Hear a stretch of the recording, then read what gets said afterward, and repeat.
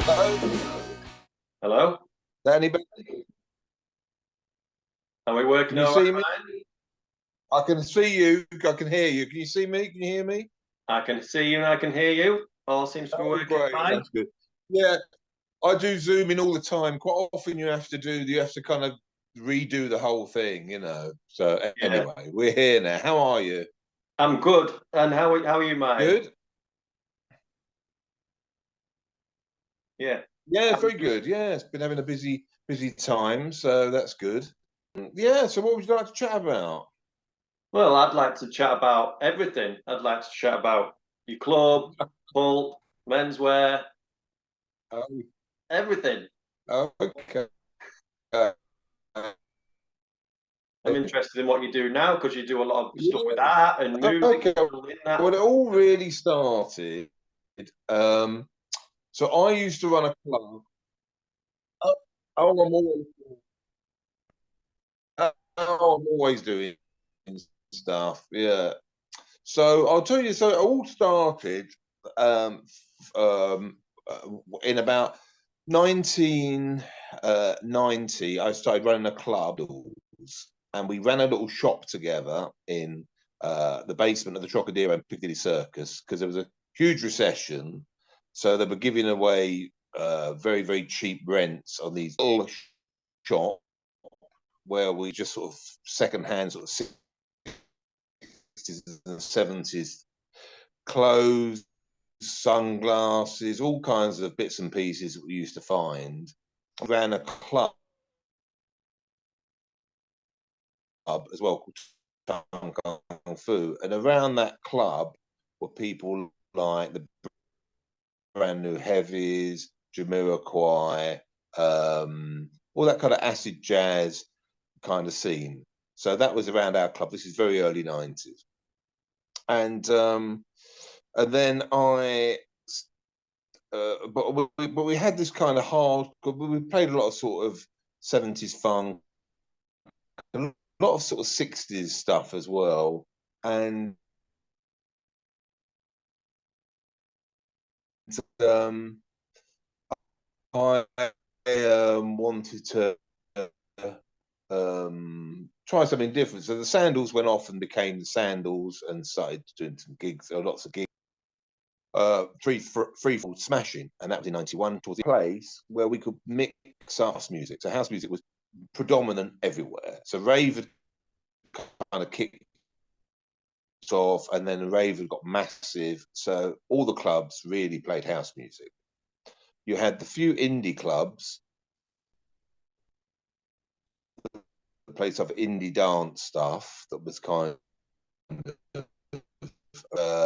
But I wanted to have a club where you wouldn't know what was going to come on the dance floor next. So people said it was like a party in your bedroom. So I'd play things like David Bowie and Roxy Music and X-Ray Specs and Sammy Davis Jr.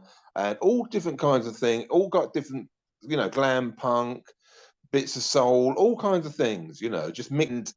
About 20 people came down in a venue that held 500. Um, and, and but we were every week on a Wednesday night.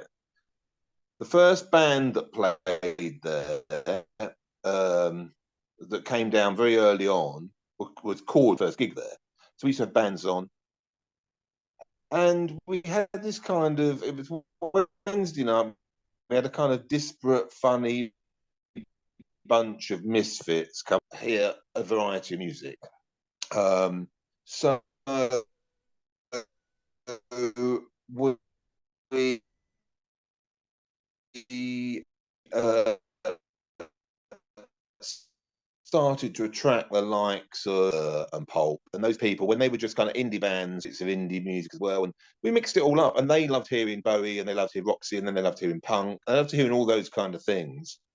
And we all sort of hung out in this sort of scene, and they used to come to our club, and we used to go to their gigs, and we moved to a few different venues, and then their records started to go up in the charts. The the scene started to get bigger, and then we moved to a club on Regent Street called the Eve Club, which was this old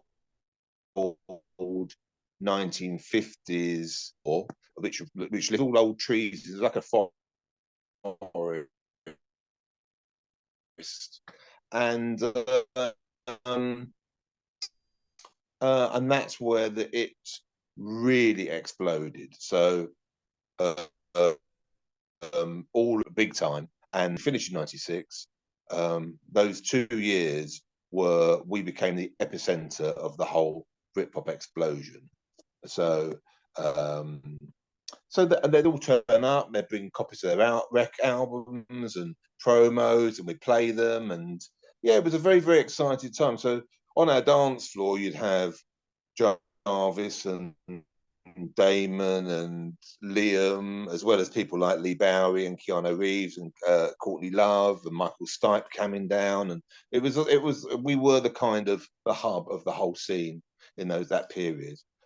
We finished in '96 because it got to end '96 because people started getting hassle when they came down a bit, and then we just felt that it was kind of, for us, we felt we'd kind of achieved everything really. But it was tremendously exciting, and Menswear were very much part of that whole scene, and they did some of their first gigs down there, and because they used to put bands on every week as well, you see. So Yeah. yes. Did you know the members of Menswear then before they got signed, or? Well, we went to a club. There was another club in a pub, two-story pub in Camden called Blow Up, and the guys in Blow Up used to DJ for Blur, and Blur used to hang around. And this is all kind of this was all around Modern Life is Rubbish-ish kind of time, into Park Life kind of time. So about And we 92, used to go there. 93. Menswear used to hang in the next. What's that? So about 92, Yeah. 93-ish. Yeah, 92, 93-ish. And so Menswear used to hang out there, and then they used to started coming down to our club. And it was this kind of small retro, and you've got to remember at the time one of the things we were doing as well, which we started when we first started our club. One of our ethoses was not just the music policy of mixing lots of different styles up, was also the getting people to dress up. Because in that period, that rave period, everyone was just out in t-shirts and jeans, or t-shirts and shorts. The crusty thing had come in, people had dreadlocks, it was all that kind of style. And we started having a very strict door policy. You had to dress up, and the people who in our scene, they were doing the same kind of thing. They were dressing up as well. So we were all kind of doing the same kind of thing at the same sort of time. And so Menswear looked great. And then they started coming to the club, and Adrian, that I ran the club with, started managing them. And then they sort of took off as well. But everybody was taking, I mean, Elastica was taking off. I mean, the first kind of movement just pre-Britpop was this new wave. And a lot of those bands used to come to the club and perform. People like these Animal Men and Smash and Elastica were part of that, and then Sleeper. So there was this kind of scene which was just before Britpop, and then it kind of that kind of paved the way for the Britpop kind of thing, really.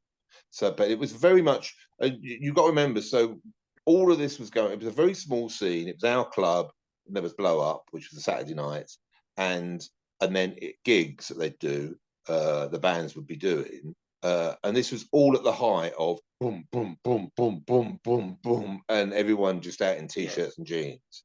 So we were all dressed up. So we'd go to Reading Festival wearing suits and things and all that kind of stuff. And, it was that kind of, so it was very sort of rebellious. The indie scene in Britain, which had been led by Stone Roses and Happy Mondays and Spiral Carpets, that kind of baggy scene, had then kind of been taken over by the whole Nirvana grunge scene, so it got even scruffier.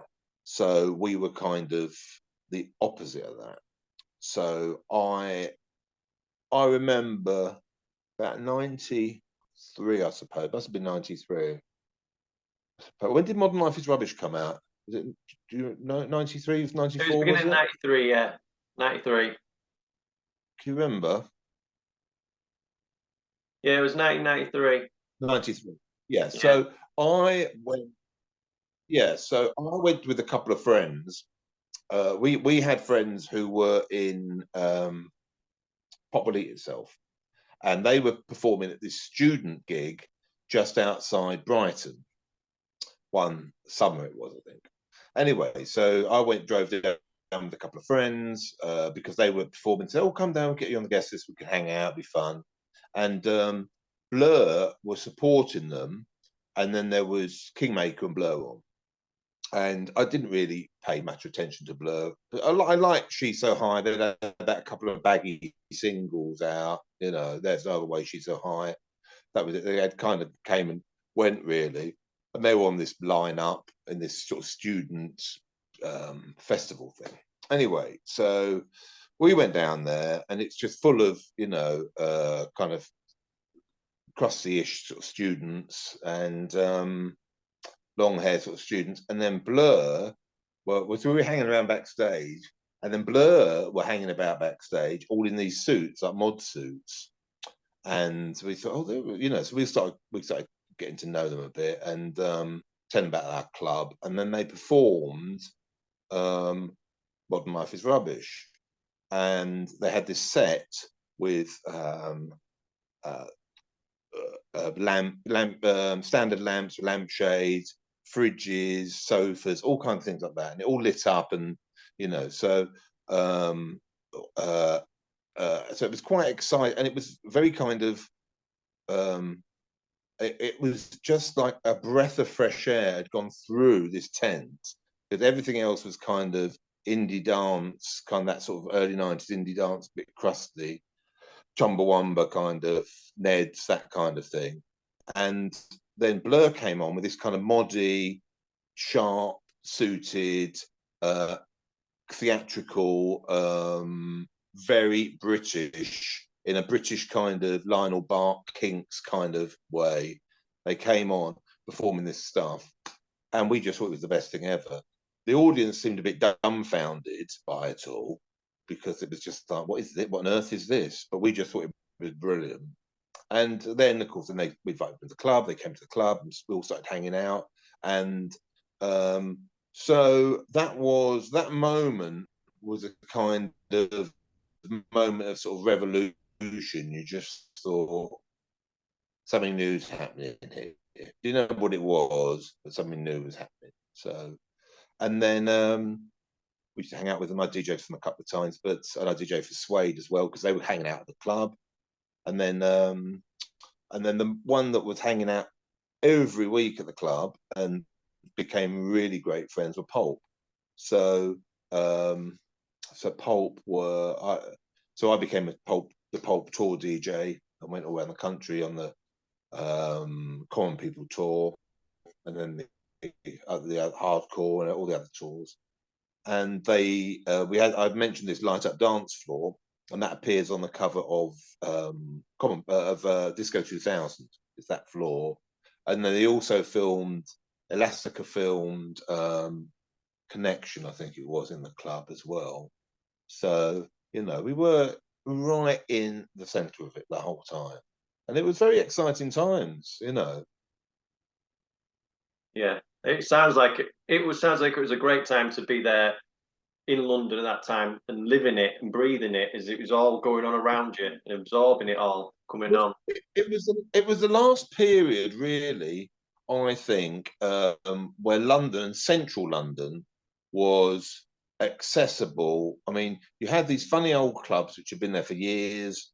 You could knock on the door and you could go, "Oh, can I do a Saturday night?" And they'd say, "Yeah, all right." And you could still get grants to go to college. There were squats in London still. Some accommodation was quite cheap still. So people from all sorts of different backgrounds, from all over the country, could come down to London and have a go. So people like Jarvis could come down, get a grant, go to St Martin's, move into a squat, move into a, all those kind of things. Somebody with no money on the dole in Sheffield could have a go at coming down to London and giving it a go. So people, it was like that. So we had this group of people, all different backgrounds, and it was a very diverse group of people, but we all bonded over our love of music.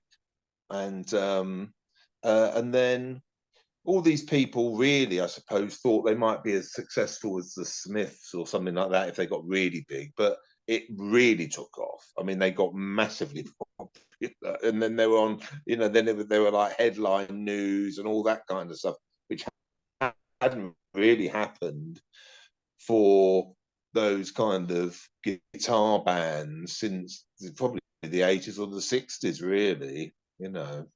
Yeah. Well, it's great Yeah. hearing all that, and you've answered a lot of my questions already. You've talked about all the big players, you've met them all and that.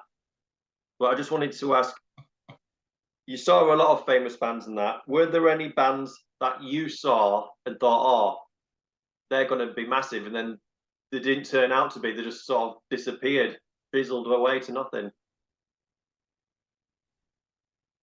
Yeah, actually, one of the ones that I always thought should have been bigger than they were is Rialto, because and Louis is a great friend, and Louis was all part of it. He had a group of Kinky Machine before, and he wrote really good songs. He was incredibly charismatic.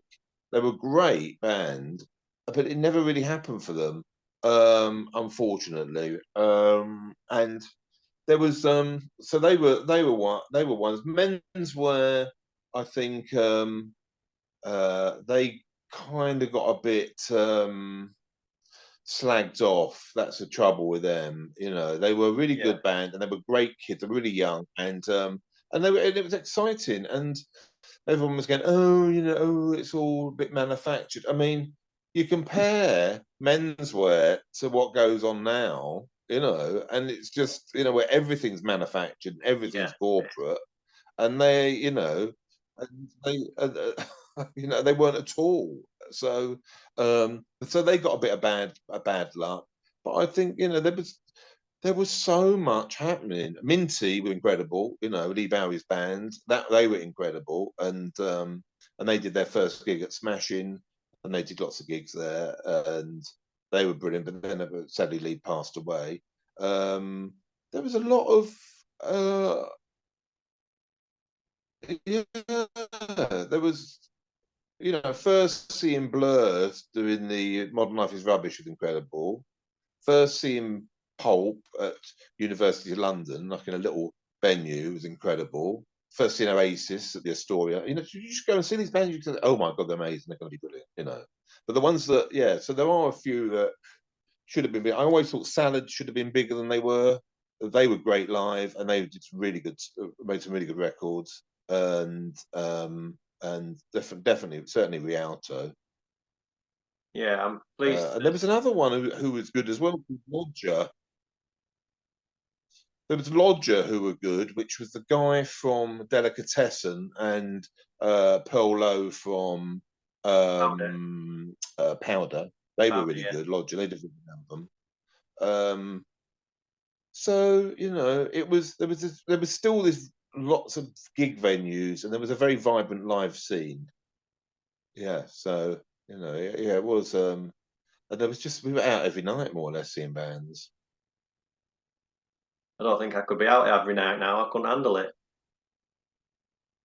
I couldn't. No, I mean, a few nights a week, yeah, I couldn't handle it. But we were all young then, so. But no, it's good, and so I did that Supersonics album where I was did that a This couple of one, years ago, where that's it. That's me in the middle there, and which was bands that played at the club, and also bands who were around that scene, and because I wanted to, I want the story of the '90s as kind of was being told in a way that I wasn't happy about, because I was right in the middle of it. I saw the whole thing going on, and it was very art school. It was very cool. Then it all got a bit too commercial, and then everything sort of fizzled out. But there was a period which when it was brilliant, and it became, then it started. People started to look at the '90s revival, and it was going, "Oh yeah, we love the '90s, Spice Girls, Robbie Williams, Stereophonics." It was like, well, no, there was all of this stuff going on before, and there was a lot of really exciting things happening, and a lot of art school bands, and I just thought, it needs to kind of be retold a bit. Smashing needs to be put back in it, because they started writing about the Groucho, which was a members club. Well, we weren't a members club. Anyone could come as long as you dressed up, looked cool, and had a good attitude. So um, and I mean, we used to do party games. We used to do congas up and down Regent Street. We did all kinds of things down there. It was kind of a nutty place. But so you had to have a good open-minded attitude to all of it. So, and the '90s started getting told in this way, so I wanted to tell it from my perspective. And then since I've been in this Dylan Jones book about the '90s, and all of that, really, which is good. So I'm trying to push it back to get my voice heard again, really. Good. Well, I'm pleased for you, Matt. Now I'm going to say it has took a little bit of stick on Twitter, because people have like are really into Britpop have made a few comments like, "Oh, some of the bands out there are Britpop and things like that." But that I look But yeah. So has it? Oh, I don't know. I mean, I'm not on Twitter, but no, yeah, no, you're some of fine. it's. Also, I wanted to show that Britpop was, also you've got to remember, nobody liked the term Britpop, and none of them do still. No, no, no. They all quite like new wave of new wave when that was around, but I think Britpop they didn't really like too much. They still don't, and I think Britpop. What I was trying to show with the album was the whole thing came through our club and the club blow up. But I mean, were we were right in the hub of it, and also it was quite diverse. There was you had bands like there's Victoria, there's V86 on there, which were like and then they became Adento X. So there was a lot of the electronic stuff, so I wanted to put some of that on there as well, because that was all part of it as well. And you listen to bits of Blur and bits of Pulp, and they like a bit of electronic. And Stereo Lab supported Pulp, Moloko supported Pulp. So there was a lot of diversity around. It wasn't just sort of guitar bands playing 2.5 minute singles. There was a lot of diversity in amongst it, and I wanted to put that back in there, because it wasn't just a tiny little thing. There was a lot of creativity around. Yeah, and that's what I think I like, because I think you've mentioned it to me before on Instagram. I like doing the research and finding all the little bands that only put out one single. That's what I enjoy doing in my spare time. I love looking for the Yeah, bands me that too. no one Yeah, brilliant. heard about that. Yeah. Now, this next question, you've sort of answered in a little bit already, but I've this got brought up by someone else on Twitter well over a while ago now. I've been waiting to ask you now. But the Britpop big hitters, do you feel that they were not in fact Britpop? So I'm talking about your Oasis, your Ocean Colour Scene, and maybe Cast. But do you feel like there were revivalist rockers that have been being co-opted into the scene, if you know what I mean, by certain people to make excuses for their, now this might come across the wrong way, their own middle of the road tastes, if you know what I mean. Well, I always put someone like Ocean Colour Scene. I put them more in that acid jazz thing. So I put them in that kind of Paul Weller acid jazz. I mean, there's a crossover. I mean, we used to play. One of the tracks we used to play at the club, which always everyone loved, was Oh Yeah, Paul Weller. So people loved that kind of '60s Hammond stuff. We used to play Saturn V. spiral carpets, you know. So people love that kind of Hammond stuff Yeah. as well. So it all sort of fed in. The Oasis, I mean, Oasis. I mean, those first two albums are amazing, and the first album, you know, when you saw them live doing that, and they used to come to the club and hang out. So they first came to the club, and uh, so we had this dress up policy, and somebody got in touch and said, somebody at Creation got in touch and said, "Oh, we got Oasis to come in, want to come to the club." And we've been playing Supersonic down there, which Supersonic is full of attitude and you know, and great lyrics, and completely fits in with that whole period. But they were an important part of it.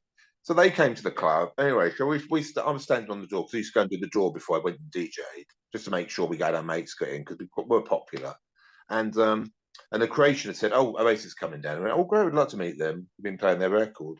And so they turned up, and just as they turned up, Matthew Glamore, who's the host of the club, who always dressed up very flamboyant outfits, turned up and said, "What are you doing letting these people in?" And we said, "Oh, it's all right, they're Oasis. They're a new band."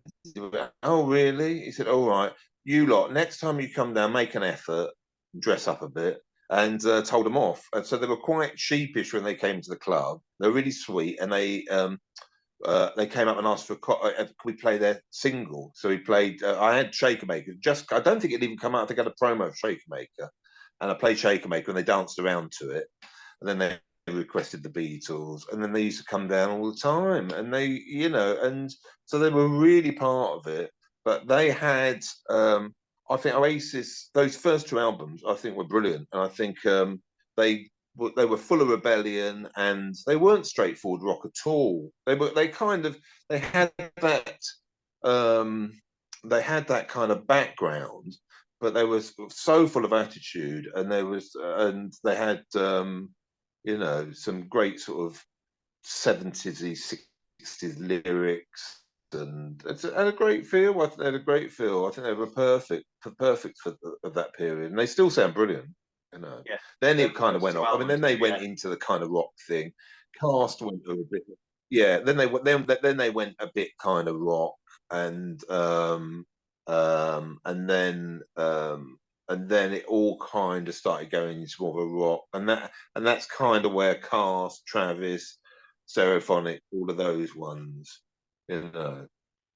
So, so for me, the Britpop period is the period where, I mean, when Supersonic came out, you hadn't anything like it, you know. When we No. used to play it, people went crazy, you know. And the same with Common People and Girls and Boys and all those records.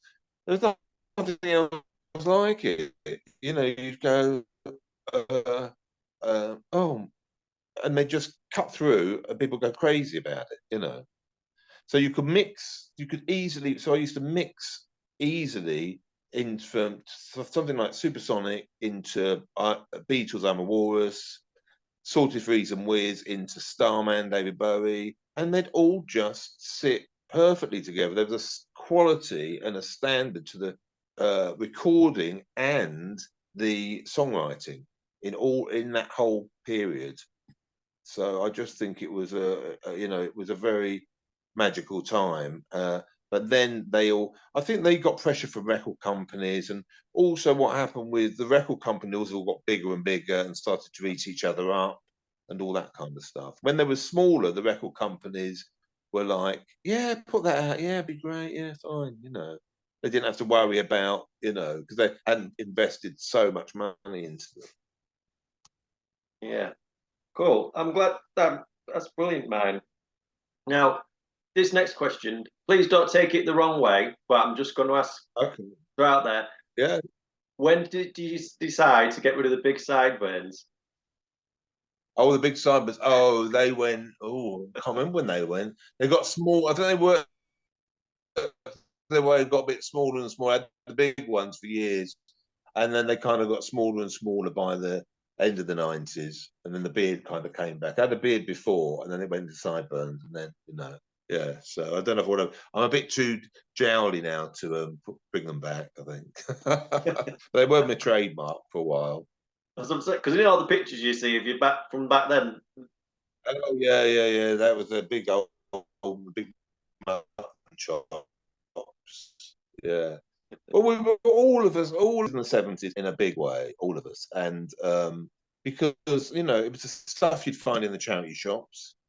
I used to go out and because CDs were coming in, I used to go out every weekend, every week, not weekend, every week. I used to go to week boot fairs at the weekends. I used to go around the charity shops. I used to come back with carrier bags full of records. In the way that you might come back with CD singles, then the charity shops for the CDs now, then they were solid full of vinyl. And and it was all like 10p, 50p. So you just come back, so many records. So, and the clothes that was in the charity shops. None of us had much money, so that's where we used to find stuff, and and it was the sort of period we grew up in. So we were referencing that, and that was all the stuff that was around. And this was all pre-internet and everything, so Yeah. and pre-social media. So we just all used to see people out, and you think, oh, they look cool. They've got the right sort of clothes on. So you give them a flyer to your club, then they'd come down and hang out, and then they'd bring their mates, and it was all very much like that. Well, it, I'm I get very jealous at moments like this, hearing people talk about it, because I wasn't down in London. I didn't live that scene, and it's just I wish I could have been there Yeah. myself. It's yeah, really good. Yeah, no, well, I mean, anybody, if you're the right age and you wanted to come down, you could have had a go. Where now London's just full of rich kids. Hmm. No one can afford it. So it's just for the rich kids. So and so now there's no real scenes like it was then No, at all. Not in the slightest.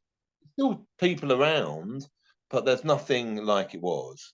Because it's all just because it was quite sort of working class and middle class, really. It wasn't super posh kids. It wasn't like that. It's quite working class, really.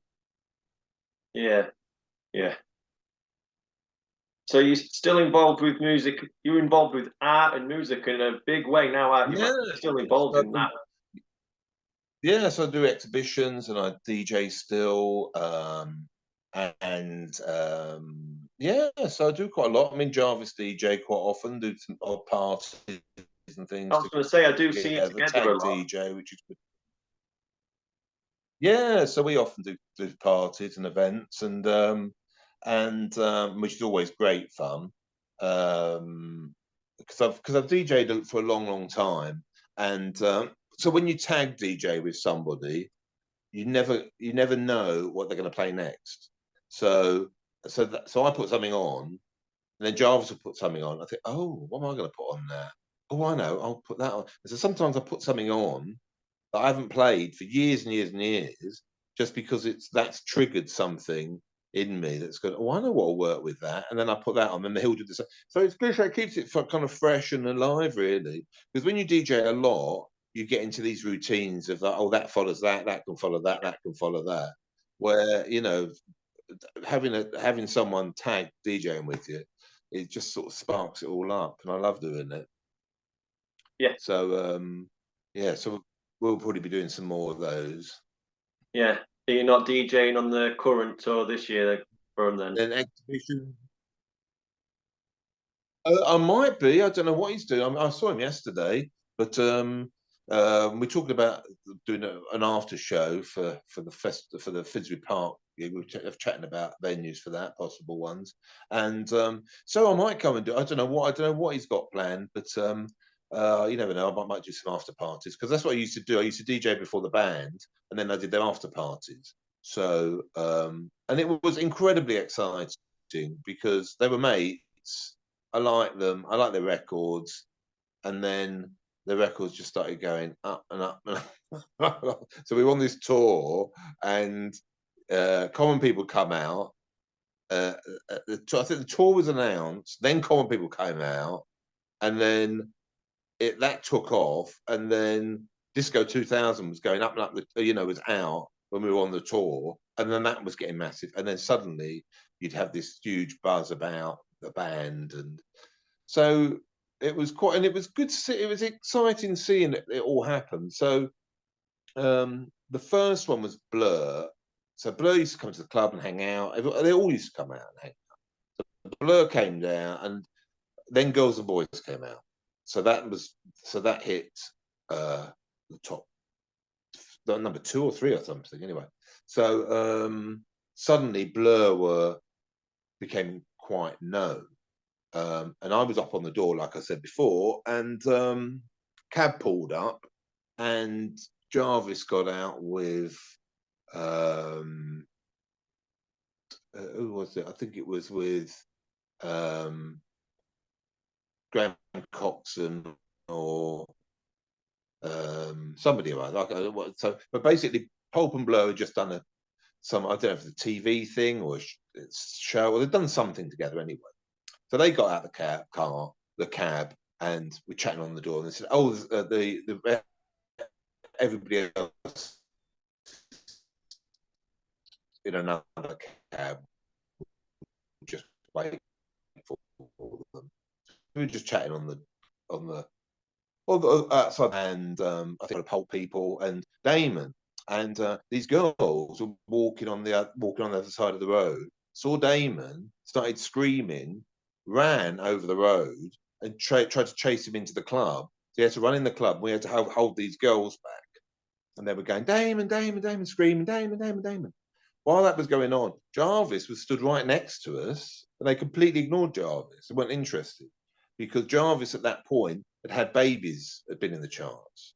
Now, a few months later, Common People went shooting up the charts. So then it was Jarvis, Jarvis, Jarvis. So they, that's how it was all happening. So Pulp, then Pulp, then I think Oasis around that period as well. So it was all, they're all suddenly getting all this exposure, and then sadly, one of the ones who was really brilliant was Suede, and they completely sort of nosedived, and they were the ones that sort of paved the way for it all, and then they sort of nosedived. Really, I DJ'd for them, and then what's interesting is they kind of slowly climbed back, and now they're phenomenal.